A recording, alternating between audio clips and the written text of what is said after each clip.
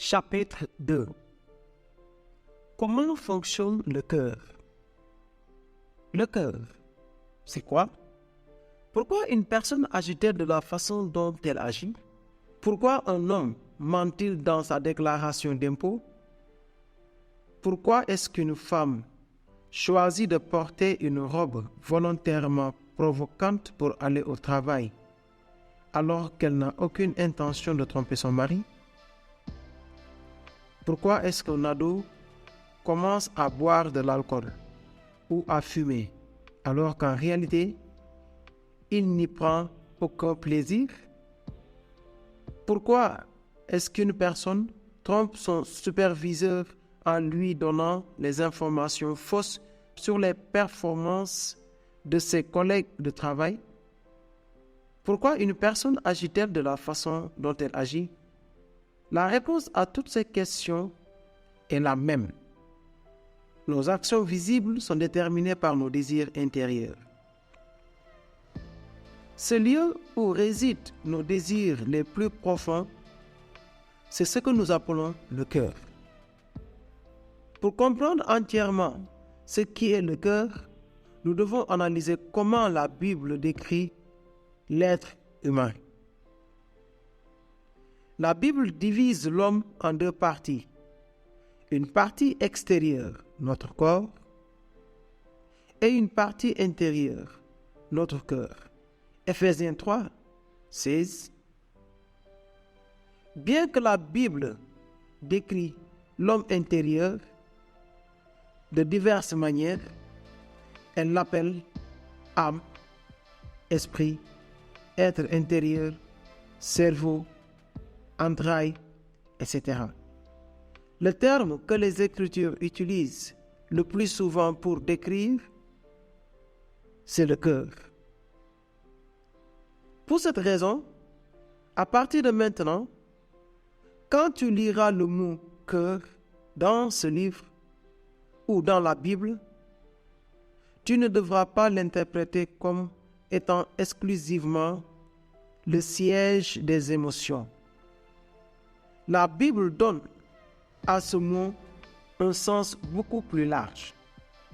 Le cœur ne fait pas que ressentir et expérimenter des émotions. Acte 7, 37. Le cœur pense. Matthieu 9, 4. Marc 2, 8. Romains 1, 21. Le cœur est la partie de notre être qui détient la compétence de discerner et apprécier les vérités spirituelles. Matthieu 13, 15. Ephésiens 1, 18, 19. Le cœur garde à l'intérieur ses trésors, les choses qu'il aime et apprécie. Matthieu 12, 35. Le cœur est le lieu où prennent naissance toutes nos paroles. Matthieu 12, 34. Il est capable de commettre l'adultère.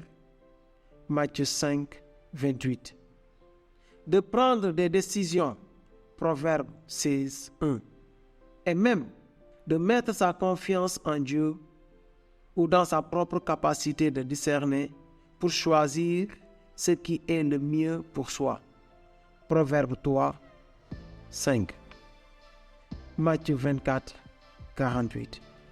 Jésus a dit, c'est du cœur que viennent les mauvaises pensées, les meurtres, les adultères, les débauches, les vols, les faux témoignages, les calomnies. Tu vois que le cœur, c'est beaucoup plus que l'endroit où se trouvent nos sentiments. Selon la Bible, dans notre cœur résident non seulement les émotions, mais aussi les pensées et les décisions. Le cœur, c'est le centre de commandement de tout notre être. C'est là que s'établissent nos objectifs et nos décisions. Je donnerai de l'argent au moment de l'offrande, parce que si je ne le fais pas, ils penseront que je suis que peu engagé spirituellement. C'est là que se fixent nos objectifs. Je partagerai l'Évangile parce que si je le fais, on verra en moi un missionnaire remportant des succès. Le cœur est le lieu où se complètent les phrases « je veux ». Je veux avoir une bonne réputation et pour cela, je donnerai de l'argent et je partagerai l'Évangile. Je veux me sentir aimé et pour cela, je suis disposé à trouver une partenaire non chrétienne. Je veux me reposer et pour cela, j'écris après les enfants s'ils me dérangent quand je regarde la télévision. Je veux que ma vie ait de l'importance et pour cela, je travaille de nombreuses heures. Je veux du plaisir et pour cela, je me dispute avec ma partenaire si elle refuse une relation intime. Je veux la liberté et pour cela, je ne m'engage pas. Je veux une vie tranquille et pour cela, je ne m'implique plus dans l'Église. Je veux la sécurité sur le plan économique et pour cela, j'épargne et il me coûte d'être généreux. Je veux être respecté et admiré et pour cela, je fais du shopping et je porte des vêtements de grandes marques. Je veux le succès et pour cela, je suis perfectionniste et aime être en contrôle. Je veux la proximité et pour cela, je suis déprimé si vous ne m'écoutez pas. C'est dans le cœur que se trouve la réponse et la question. Qu'est-ce que j'aime réellement? En résumé, le cœur est le lieu où se trouve ce que j'aime réellement. Réfléchis à l'exemple suivant. Imagine un homme qui aime passionnément le foot. Supposons que ce soit le début de la Coupe du Monde et que cet homme, qui est ouvrier dans une entreprise, doive commencer son travail très tôt le lundi matin. Mais voilà, la Coupe se déroule sur un autre continent et son équipe nationale jouera à minuit. Cet homme est non seulement décidé à voir le match, mais depuis des jours, il vit dans l'attente et l'angoisse du grand jour. Bien qu'il ne se couche jamais tard le dimanche soir, il ne lui viendrait pas à l'idée de manquer la rencontre, même si cela implique d'aller au lit après 2 heures du matin. Il lit tous les journaux sportifs qui parlent de son équipe. Il étudie les statistiques, en parle avec ses amis, rêve au résultat de la rencontre et il stoppe toute autre activité des heures avant pour s'asseoir face à l'écran plat hors de prix qu'il a acheté spécialement pour le plaisir de voir son équipe nationale. Au commencement du livre, j'ai dit que si tu veux grandir dans ta vie spirituelle, la question la plus importante que tu dois te poser, c'est pourquoi? Posons-nous la même question à propos de cet homme. Pourquoi est-ce qu'il se régale autant à regarder du foot? Parce qu'il aime voir son équipe. Parce que cela lui procure du plaisir. Imaginons maintenant que cet homme soit chrétien.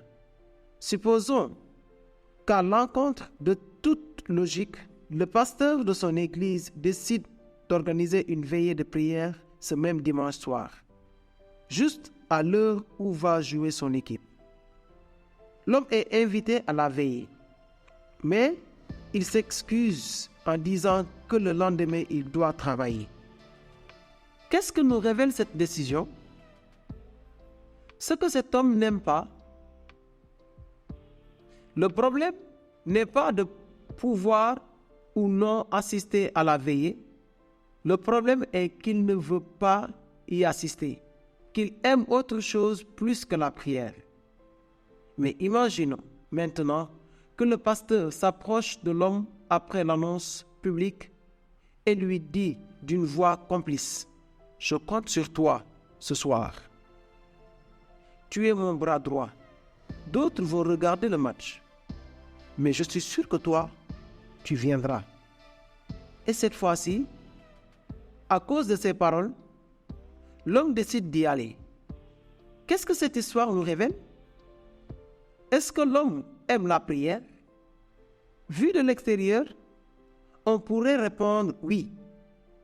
Après tout, il a sacrifié son rêve et le match de foot pour assister à la veillée. Et pourtant, qu'est-ce que cet homme aime vraiment? Bien examiner cette question est crucial parce que ce qui, de l'extérieur, paraît comme un sacrifice, en réalité, ne l'est pas. Si nous analysons la situation, nous voyons que dans le premier cas, l'homme s'aimait lui-même en n'assistant pas à la réunion de prière. Et dans le deuxième cas, il s'aimait lui-même en assistant à la réunion. Voulant que son pasteur ait une bonne opinion de lui, ses actions visibles ont changé, mais son cœur est resté le même. Il continue de s'aimer lui-même. C'est contre cela que Jésus nous avertit continuellement. Ce peuple m'honore des lèvres, mais son cœur est éloigné de moi. Matthieu 7, 8.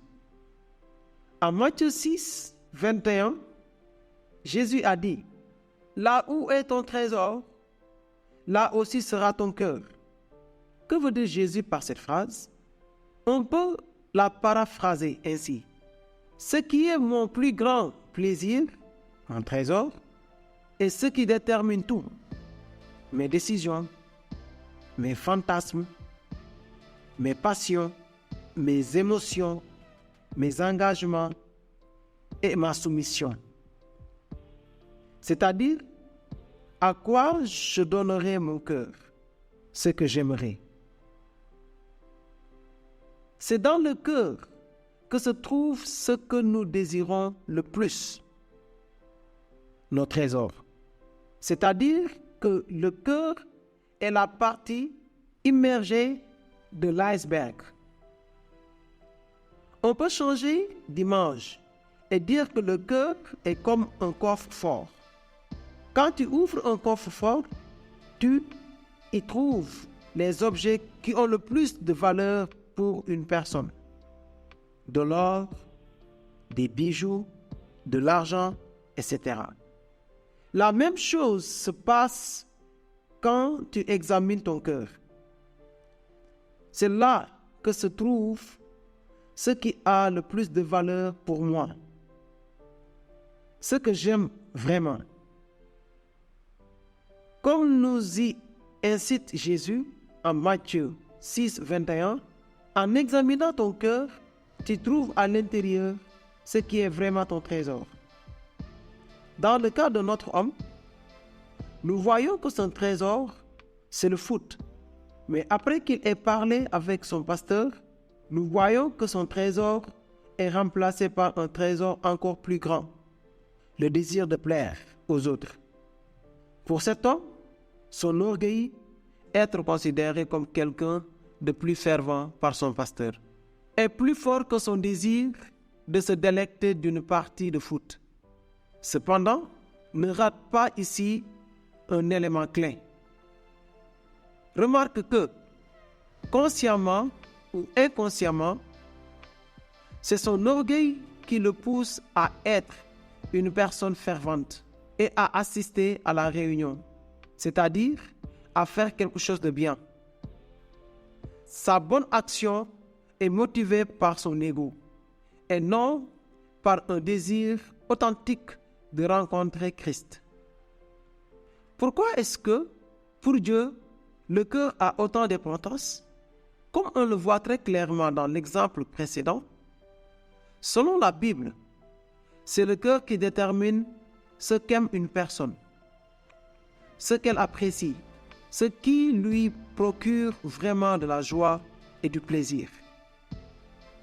C'est en lui que résident les véritables motivations et désirs qui nous guident et nous poussent.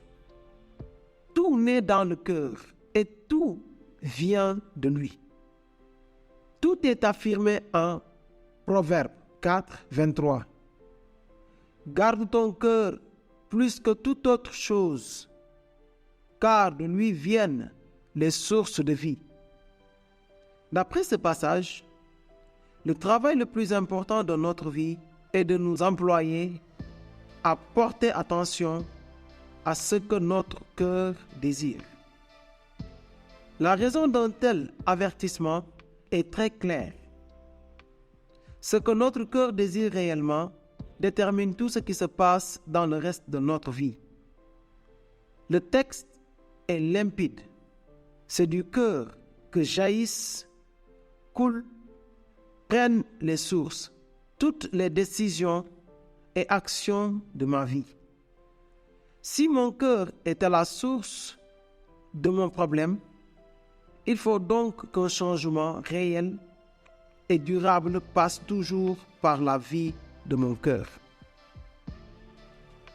Changer mon comportement ou ma situation ou les circonstances de ma vie, cela ne suffit pas. Christ change les gens au moyen d'une transformation radicale du cœur. Si le cœur ne change pas, les paroles et les comportements d'une personne pourront changer temporairement sous une pression ou incitation externe. Mais quand la pression ou l'incitation est ôtée, les changements disparaissent. C'est ce qui se passe dans l'exemple de cet homme qui se rend à une réunion de prière. L'Esprit Saint ne l'a pas touché et transformé en quelqu'un qui veut passionnément être près de Dieu et intéressé pour les autres. Oui, il va à la réunion, mais est-il devenu un homme de prière? Son cœur a-t-il changé au point que non seulement il aille à une veillée de prière, mais qu'il soit en plus convaincu de la beauté qu'il y a à intercéder pour les autres? Est-ce qu'il continuera à le faire pendant le reste de la semaine, les mois suivants, lorsque personne ne le voit? C'est là la vérité que les pharisiens n'ont pas vue. Quand Jésus le leur fait remarquer en Matthieu 23, versets 25-26. Malheur à vous, scribes et pharisiens, hypocrites, parce que vous nettoyez le dehors de la coupe et du plat, et qu'au-dedans, ils sont pleins de rapines et d'intempérance. Pharisiens aveugles, nettoyez premièrement l'intérieur de la coupe et du plat, afin que l'extérieur aussi devienne net. De la même façon, Paul nous avertit en Corinthiens 13, 1, 3. Je peux parler les langues des hommes et des anges, sans pour autant avoir l'amour véritable. Je peux prophétiser par amour de moi-même. Je peux avoir la science de tous les mystères et de toute la connaissance, quand j'aurai même toute la foi jusqu'à transporter des montagnes. Mais faire tout cela avec une motivation erronée. Je peux aussi donner de l'argent sans être généreux. Je peux aller jusqu'à donner ma vie et mourir pour ma foi tout en m'aimant moi-même. Comme nous l'avons vu en Matthieu 6, 21, même en faisant les meilleures œuvres comme donner, prier, jeûner, nous pouvons chuter. C'est pourquoi, pour Jésus, nous concentrer sur notre cœur est absolument essentiel. C'est ce qui détermine si j'ai réellement fait l'expérience de son amour ou si je ne suis qu'une personne religieuse non rachetée. En Luc 18, 18 à 30, Jésus fait avec un jeune homme riche une rencontre impressionnante. Ce jeune homme est très intéressé et attiré par la personne de Christ, au point qu'en Marc 10, 17, il est écrit qu'il s'est jeté à genoux devant lui. S'approchant de Jésus, le jeune homme riche lui demande ce qu'il doit faire pour hériter la vie éternelle. La réponse de Jésus paraît déconcertante. Tu dois obéir au commandement. Si nous ne sommes pas capables de discerner l'intention réelle de Jésus, sa réponse semble contredire tout ce qu'enseigne la Bible. La réponse du jeune homme est également étonnante. D'après ses propres paroles, depuis qu'il est petit, il a obéi à tous les commandements de Dieu. Il est intéressant de noter que personne parmi celles qui étaient présentes ne se soit levé en disant « Ce n'est pas vrai ». En fait, c'est tout à fait le contraire qui se produit. À la fin de l'épisode, tous les présents arrivent à la conclusion. Si lui ne peut être sauvé, qui le pourra? Quand Jésus entend la réponse de ce jeune, nous atteignons le point culminant qui nous révèle la véritable motivation de Jésus. Il te manque une chose. Va, vends tout ce que tu as, donne-le aux pauvres et tu auras un trésor dans le ciel. La réponse du jeune homme est extrêmement révélatrice. Il devient tout triste parce qu'il ne peut pas faire ça et il abandonne Jésus. Que s'est-il passé? Jésus vient de lui montrer ce qu'il aime réellement. Jésus vient de sonder son cœur. Le véritable trésor de cet homme vient d'être exposé, son amour de l'argent. Quel est le grand enseignement que Jésus nous donne ici? Il y a dans le cœur suffisamment d'espace pour aimer de nombreuses choses à la fois. Mais il n'y a assez de place que pour aimer une seule chose comme son plus grand trésor. Oui, ce jeune était intéressé par Jésus. Mais quand Jésus entre en compétition avec son argent, ce qui était son plus grand amour est alors mis en évidence. D'après les paroles même du Seigneur, nul ne peut servir deux maîtres, car ou il haïra l'un et aimera l'autre, ou il s'attachera à l'un et méprisera l'autre. Matthieu 6, 24.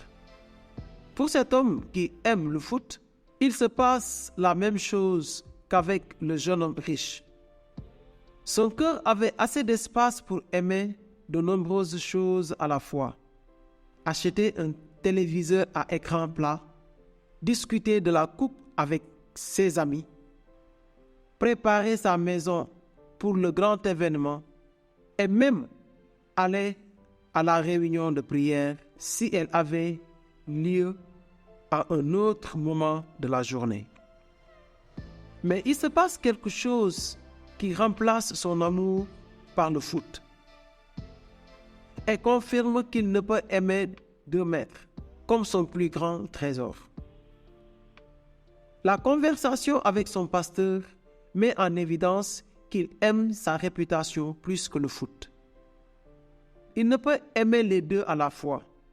Et pour cette raison, il choisit celui qui est son plus grand trésor, à savoir son propre ego. Quel est le problème le plus profond? En analysant notre propre vie et en remarquant que nous devons changer, il est facile de rester à la surface. Je lutte contre ma tendance à la colère. Il me faut des heures pour pardonner. Je ne donne pas régulièrement à la collecte. Je dois me forcer pour aller à l'église. Je suis sur le point de commencer une relation amoureuse avec quelqu'un qui n'est pas chrétien. Oui, c'est vrai. Toutes ces choses ont une grande importance. Cependant, dans notre désir d'obéir à Dieu et de ne pas pécher, nous courons le risque d'obéir trop rapidement et de ne pas examiner suffisamment notre cœur pour voir ce qui nous pousse à désobéir ces choses. Qu'est-ce que je veux dire par la phrase « obéir trop rapidement » ? C'est que nous nous efforçons à faire ce que nous n'aimons pas faire et que nous n'arrêtons pas pour réfléchir à la grande question, celle qui pourrait nous aider à passer par des changements profonds et durables. Pourquoi? Pourquoi est-ce que je veux cela? Pourquoi est-ce que je suis tenté à faire ces choses? Quelle est cette chose à laquelle mon cœur prend plaisir et qui me pousse à agir comme je le fais? Nathalie et Robert sont mariés depuis longtemps. Depuis le début de leur mariage, ils ont eu des disputes graves et des conflits sur la façon d'utiliser leur argent. Nathalie adore acheter des vêtements. Elle ne manque jamais les soldes. Son passe-temps favori est le shopping. Elle ne sait plus elle-même combien de paires de chaussures elle a dans son placard. Robert est l'exact opposé de Nathalie. Ce n'est pas qu'il n'aime pas les vêtements et qu'il n'aime pas dépenser. Pour lui, ce qui compte, c'est d'investir. Il a la passion du trading en bourse. Dès qu'il a de l'argent, il le met de côté pour acheter des actions. Lui ne comprend pas que sa femme soit un tel panier percé. Elle ne comprend pas que son mari soit aussi radin. Elle dit qu'elle aime se faire jolie pour lui. Il affirme qu'il économise pour l'avenir de la famille. Quelle sera la solution superficielle à leurs problèmes? Qu'elle gaspille moins et qu'il investit moins? Tout le monde est content. Fin du problème. S'ils agissent ainsi, aucun des deux ne changera. Si Jésus était le conseiller conjugal de ce couple, il ferait ce qu'il a fait avec ce jeune homme riche. Il ne se contenterait pas du superficiel, il viserait le cœur. Curieusement, à l'encontre du jeune homme riche, le problème de Nathalie et de Robert, ce n'est pas l'argent. L'argent est le symptôme d'un mal plus profond. Nathalie regarde tous les magazines du monde. Robert passe tout son temps à vérifier les fluctuations de la bourse. Nathalie achète des crèmes anti-âge. Robert engage un nouveau conseiller financier. Nathalie dépense sans compter chez le coiffeur. Robert contracte une nouvelle assurance de vie hors de prix. Tu vois le problème? Consciemment ou inconsciemment, toutes les décisions de Nathalie proviennent d'une même source, son besoin d'être jolie. C'est la même chose pour Robert, mais son besoin à lui est d'avoir des économies. La question qu'ils doivent se poser, tous les deux, est toujours la même. Pourquoi? Pourquoi est-ce que tu désires tant être jolie? Pourquoi est-ce que tu veux tant épargner? S'ils examinent leur cœur, Nathalie et Robert pourront découvrir leurs désirs les plus profonds. Ce sont ces désirs les plus profonds qui les poussent à utiliser leur argent comme ils le font. Pour l'une, il la pousse à dépenser avec excès. Pour l'autre, il le pousse à épargner avec excès. Si nous ne regardons que la surface, nous conclurons que le problème est acheter contre épargner. Cependant, si nous regardons au-dessous de la surface, nous réalisons qu'en fait, tous deux aiment l'argent. Mais oui, tous deux. Nathalie l'aime en le jetant par les fenêtres. Et Robert l'aime en l'économisant. Si patiemment, nous regardons encore plus profond, nous trouverons le problème réel. Pourquoi est-ce que Nathalie aime l'argent? Parce qu'elle veut que les autres la voient comme une jolie femme. Parce qu'elle aime l'opinion des autres. Pourquoi est-ce que Robert aime l'argent? Parce qu'il veut avoir des réserves au cas où quelque chose arriverait dans l'avenir. C'est-à-dire que ce qu'il aime et recherche, c'est la sécurité. Est-ce que tu comprends ce qui se passe?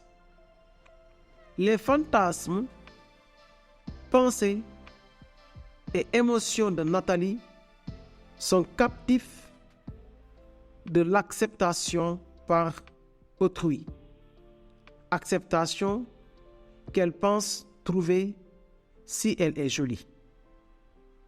Les fantasmes, pensées et émotions de Robert sont captifs de la recherche de la sécurité.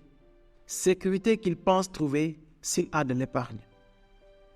Comme nous l'avons vu très nettement en Proverbe 4, 23, ce que ton cœur aime détermine tout le cours de ta vie. Cela influe sur tes décisions, tes objectifs et tes désirs. Cela détermine la façon dont tu dépenses ton argent, dont tu utilises ton temps et ce en quoi tu investis tes efforts.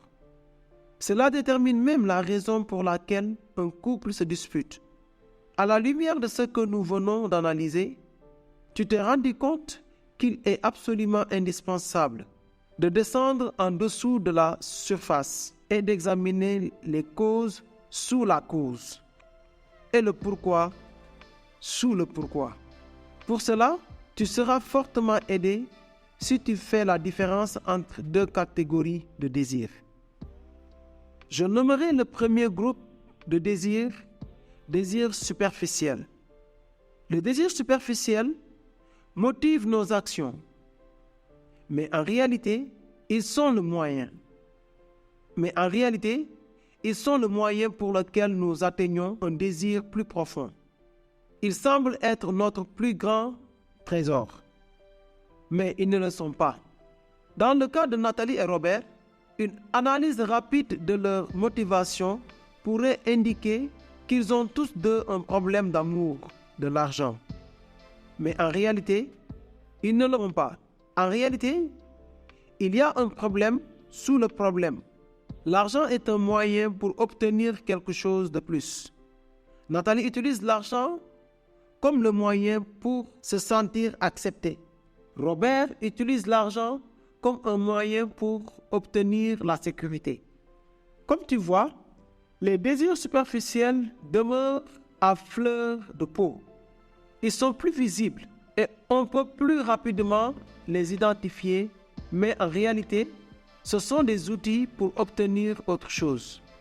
En fait, les désirs superficiels sont relativement faciles à changer. Je me risquerais même à dire qu'il n'est nul besoin de l'Esprit Saint pour les changer. Tu te souviens du jeune missionnaire du premier chapitre et de la dame de la collecte? Tous deux ont changé partiellement. Ils ont tous deux changé leur action visible et même leur désir superficiel. Le sexe pour le missionnaire, le manque de générosité pour une générosité apparente. Mais, si tu y penses, il n'y a pas besoin d'être chrétien pour changer cette façon. Un athée donne de l'argent à l'UNICEF. Un témoin de Jéhovah se garde sexuellement pur. Un mormon est capable de consacrer toute sa vie au ministère. Voici quelques exemples entrant dans la catégorie des désirs superficiels. L'argent, le sexe, le divertissement, les loisirs, la beauté physique, le couple, la famille, les amis, le ministère, la quête du savoir, le confort, les plans et objectifs personnels, etc. La liste pourrait s'allonger jusqu'à l'infini. On pourrait nommer la seconde catégorie désir profond. Un désir profond, c'est notre plus grand désir, le trésor caché dans notre cœur, celui pour lequel nous vivons réellement. Les désirs profonds sont vrais moteurs de nos actions. Ils sont la cause en dessous de la cause. Comme nous l'avons vu avec Nathalie et Robert, les désirs les plus profonds déterminent nos décisions, définissent notre état d'âme et expliquent la cause de nos fantasmes et rêves. Les désirs profonds possèdent une caractéristique propre. Ils sont constants.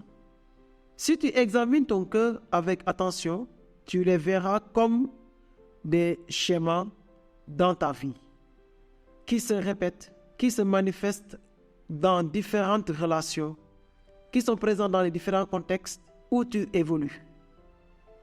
Que ce soit au travail, à la maison ou dans le ministère, que ce soit dans ta relation de couple, avec ton patron ou avec tes enfants, tu remarqueras qu'imperceptiblement, ils motivent tes réponses et tes décisions.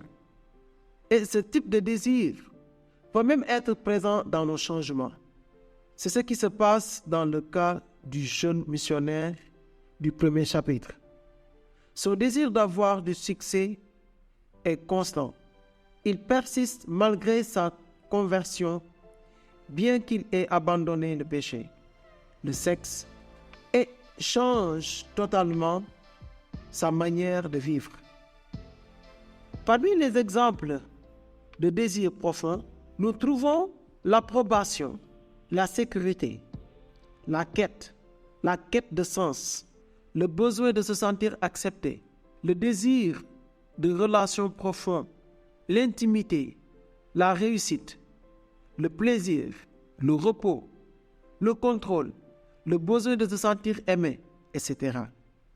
Une autre caractéristique essentielle de ce type de désir, c'est que, comme nous le verrons en détail plus loin, il est important que les désirs les plus profonds puissent changer. Mieux encore, il est important de les éliminer. Nous désirons tous ces choses et, de par le dessein de Dieu, nous ne pouvons ni devons cesser de les désirer. Je sais que ceci est une affirmation plutôt osée. Je sais qu'il faudrait l'épauler par des références bibliques et une explication plus détaillée. Sois patient. Nous approfondirons et détaillerons toutes ces idées dans les chapitres suivants. Pour le moment, je vais te donner un simple aperçu. Changer, c'est quoi?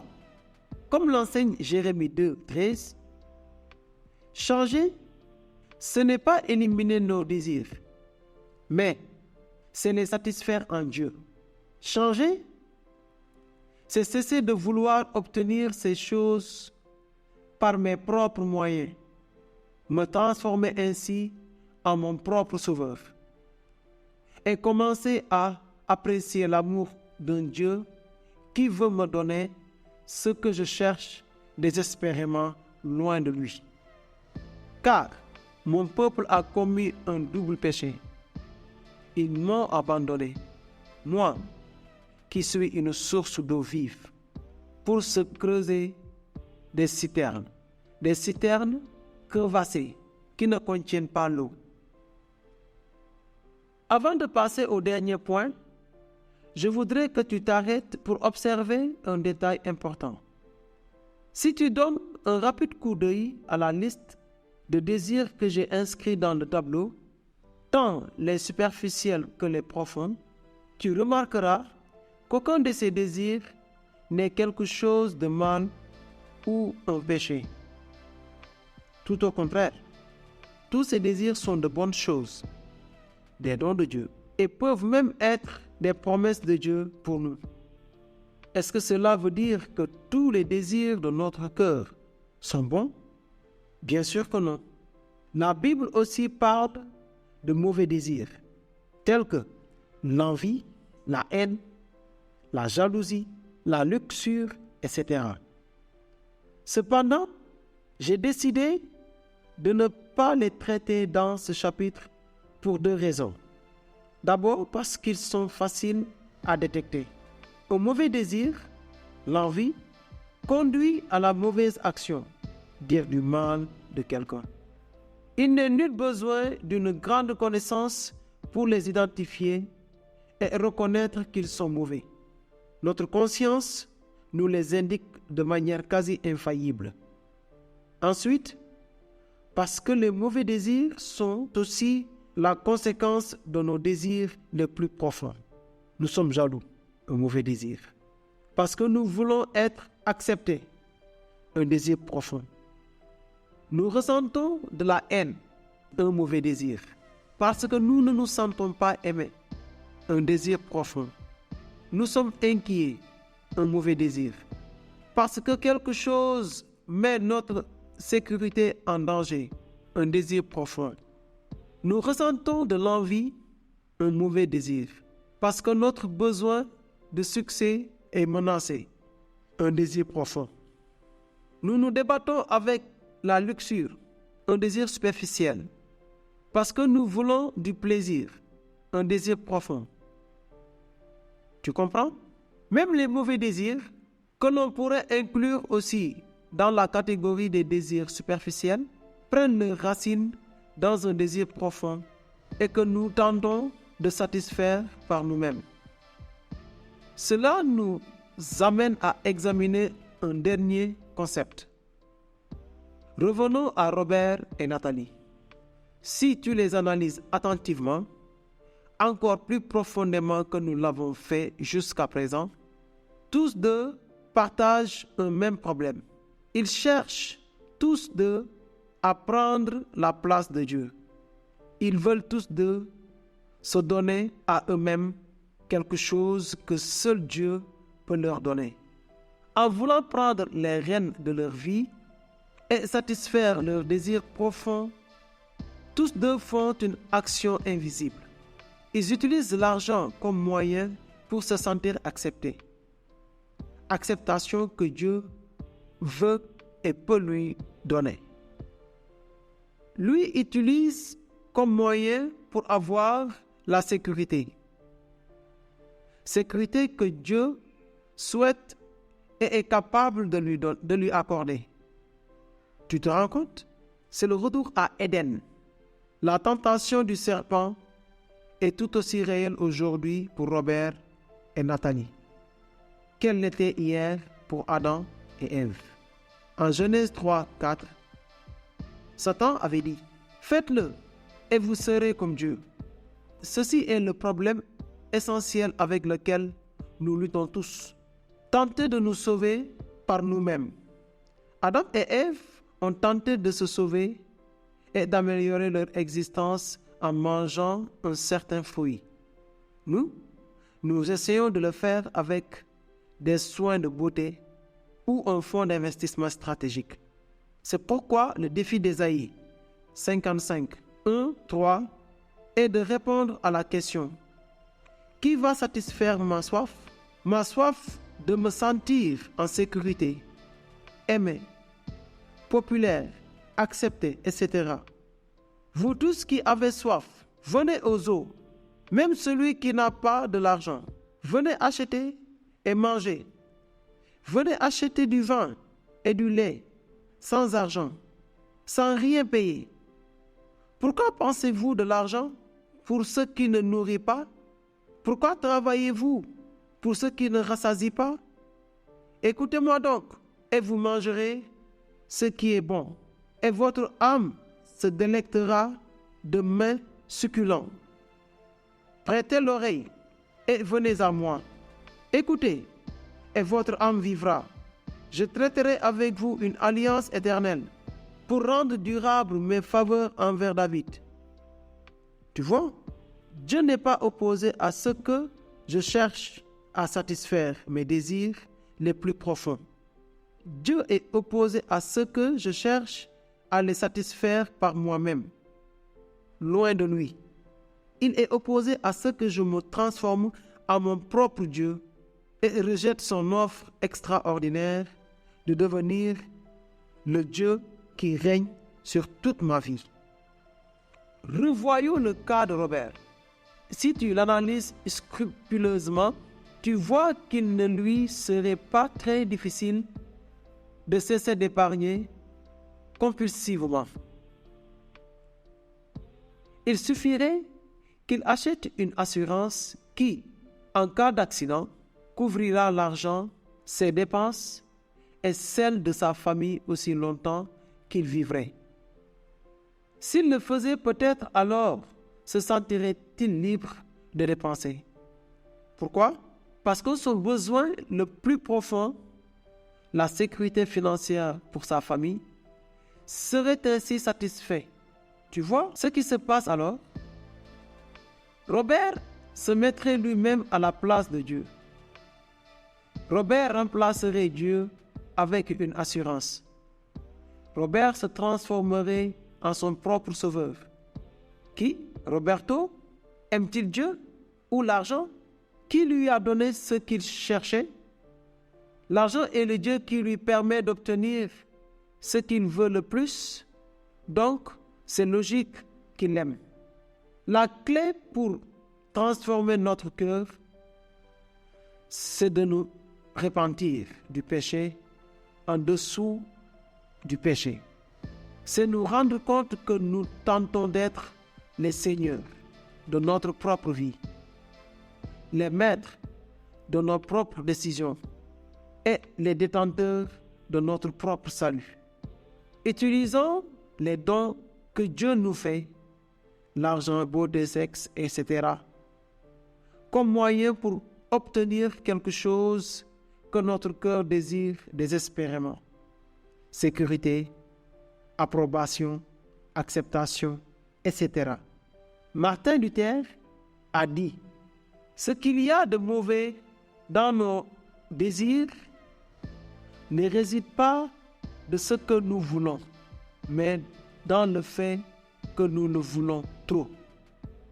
C'est ce que Jacques 4:1 nomme des passions, des désirs excessifs, des désirs débridés, des déchaînements, quelque chose que nous voulons de façon tellement désespérée que nous sommes disposés à mettre Dieu de côté et à pécher pour l'obtenir. Le problème, c'est de transformer un désir légitime en une requête, en quelque chose que nous devons absolument obtenir. Dans la Bible, cela s'appelle de l'idolâtrie. C'est prendre quelque chose de bon, un don de Dieu, la beauté physique, l'argent, le sexe, le ministère, mes objectifs et mes plans, et les transformer en quelque chose qui peut nous sauver et nous donner la vie. Comme le dit Tim Keller, nos idoles sont ces choses dont nous dépendons et dans lesquelles nous nous confions pour donner un sens à notre vie. Ce sont celles dont nous disons: j'ai besoin de ça pour être vraiment heureux. Ou si je n'ai pas cela, ma vie n'aura ni sens ni valeur. Pourquoi faisons-nous cela? Comme nous l'avons vu, c'est pour satisfaire un désir plus profond. Nous sentir aimés, en sécurité, importants, etc. Je donne un exemple personnel pour que tu vois comment fonctionne cette dynamique dans un cas du quotidien. L'une des choses que j'aime le plus quand je me lève le matin, c'est de lire le journal sur mon téléphone portable, tout en prenant mon petit déjeuner. Ces premières 15 minutes de la journée sont pour moi presque sacrées. C'est mon ciel sur la terre, mon moment de divertissement. Les enfants dorment, il n'y a aucun bruit, aucune interruption. J'adore me plonger dans ce qui se passe dans le monde et particulièrement lire la rubrique sportive. Il y a quelque temps, mon épouse s'est assise à côté de moi à ce moment-là. Apparemment préoccupée, et elle a commencé ouvertement à décharger son cœur, me contant quelques-unes de ses luttes intérieures profondes. Tandis qu'elle me parlait, je tergiversais entre fixer mon portable, manger mon toast ou l'écouter avec attention. Je suppose que cela devait sembler à une scène tragicomique. J'essayais de faire l'effort de l'écouter, mais lorsqu'est venu le moment de lui dire quelque chose, je fus direct et insensible. De toute évidence, je voulais en finir le plus vite possible avec cette conversation et revenir à ce qui m'intéresse le plus. Après tout, elle pouvait bien voir que j'étais occupé, non? Elle me répondit, « Chérie, tu n'as montré aucune compassion pour moi. Tu m'as parlé sans affection et pratiquement en me condamnant. Bien sûr, je n'avais pas voulu agir ainsi.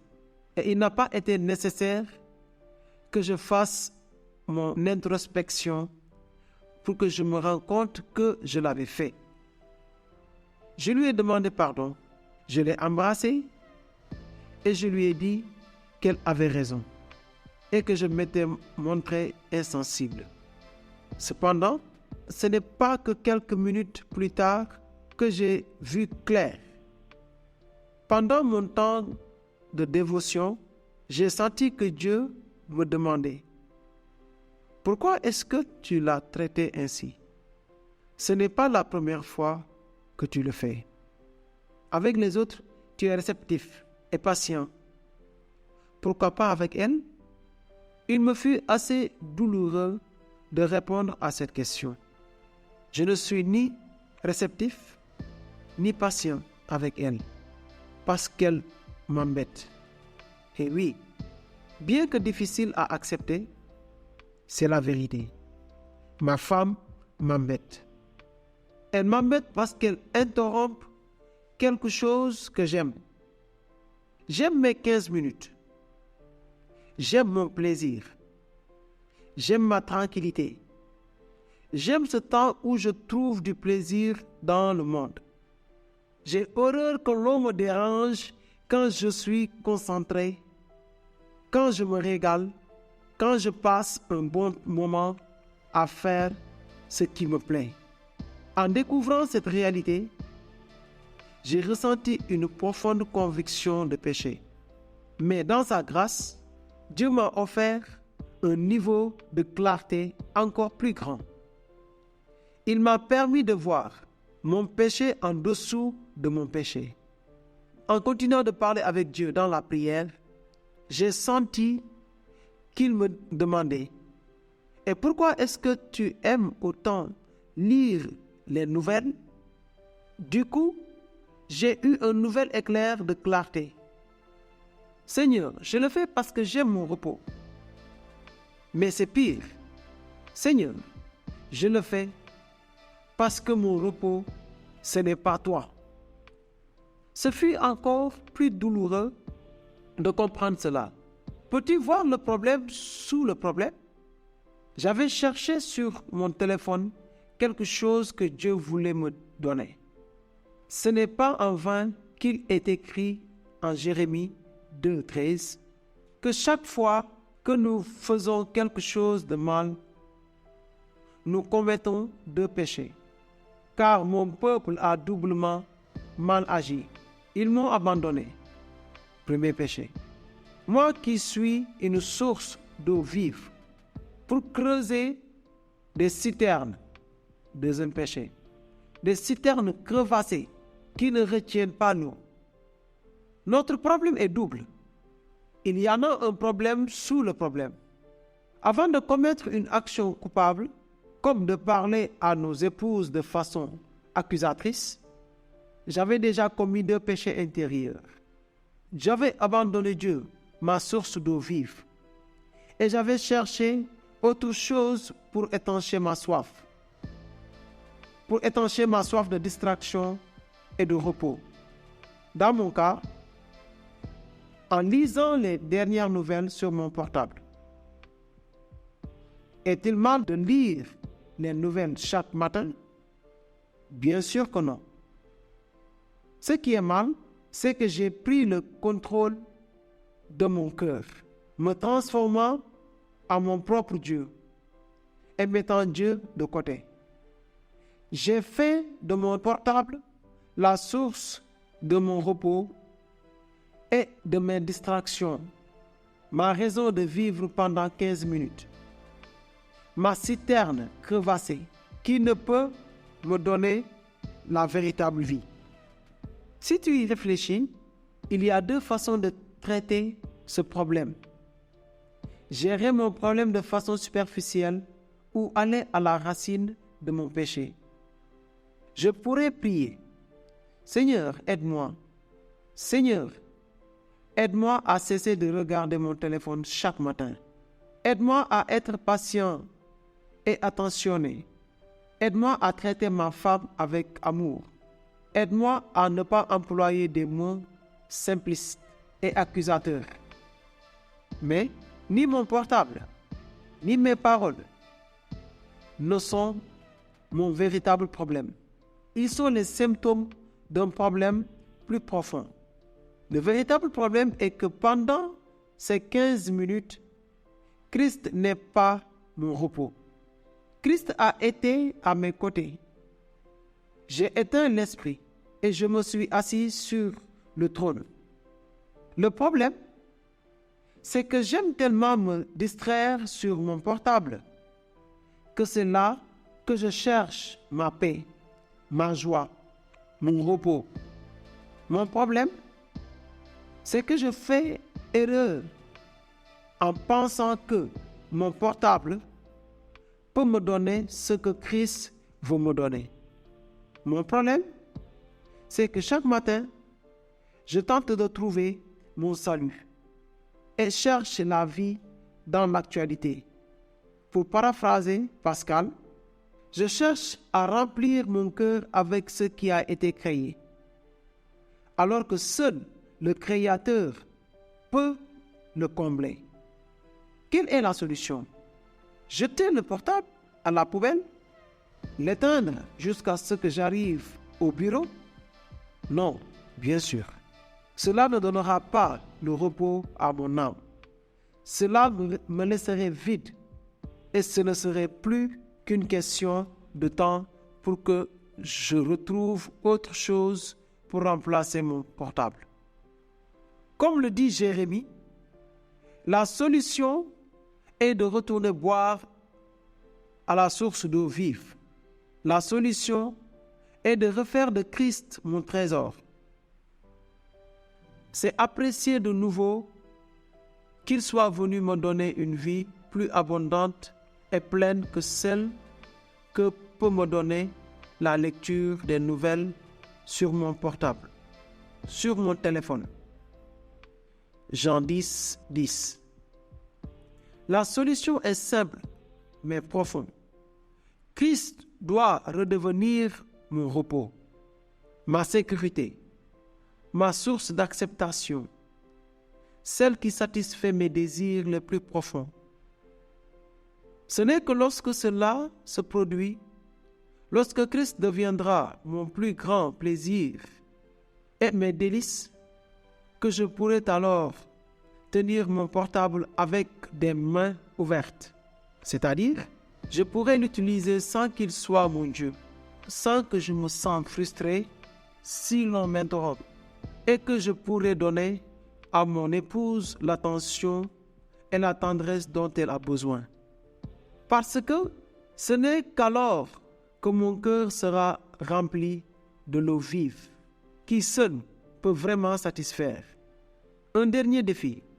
Au fur et à mesure que tu chemines au long de ta journée et que tu confrontes un nombre infini de situations qui provoquent en toi différents types d'actions, bonnes ou mauvaises, essaye de te poser ces questions. Pourquoi est-ce que je fais cela? Ou pourquoi est-ce que j'ai réagi comme cela? Quelle est la chose que je recherche et que je devrais rechercher en Dieu?